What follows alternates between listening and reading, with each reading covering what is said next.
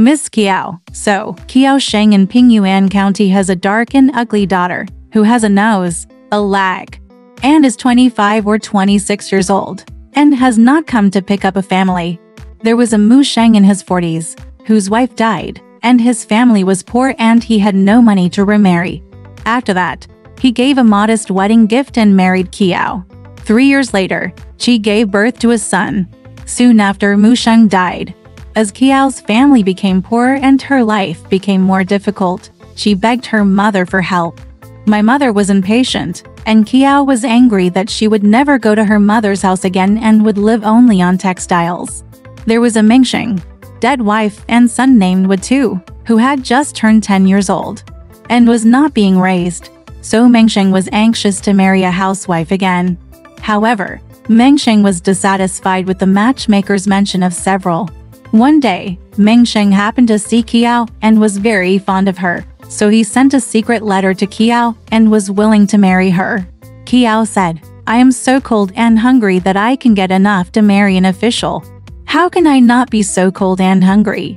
But I'm limp and ugly, unlike everyone else. What I can be confident about is character. What do you want to marry my second husband?" Ms. Meng admires her as a virtuous woman and adores her even more.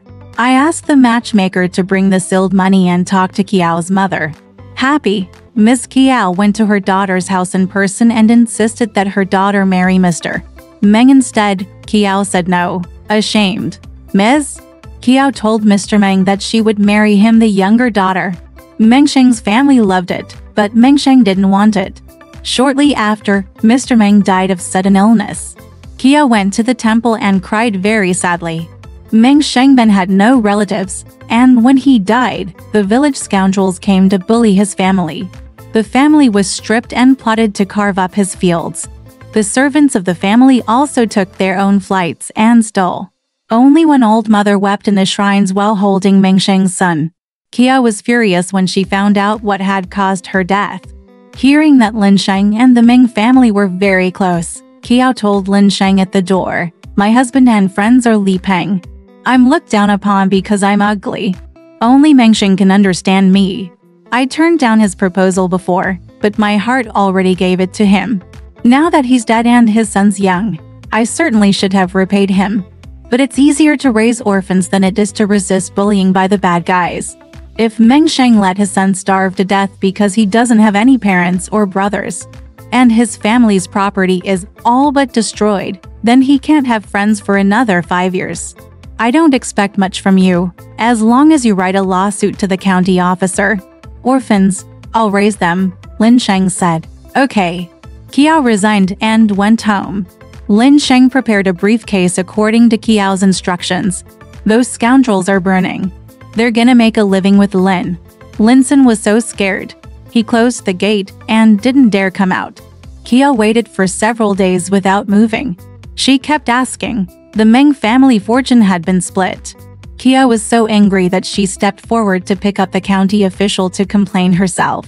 The county official asked Qiao who she was, and Qiao said, "You are the head of the county, and the case can be concluded without reason. If I'm not telling the truth, or if I'm telling the truth, or if I'm telling the truth, then I'm telling the passerby." The prefectural bureaucrat spoke badly and reprimanded her for kicking her out. When Qiao's grievance couldn't be recounted, she cried at a gentleman's house.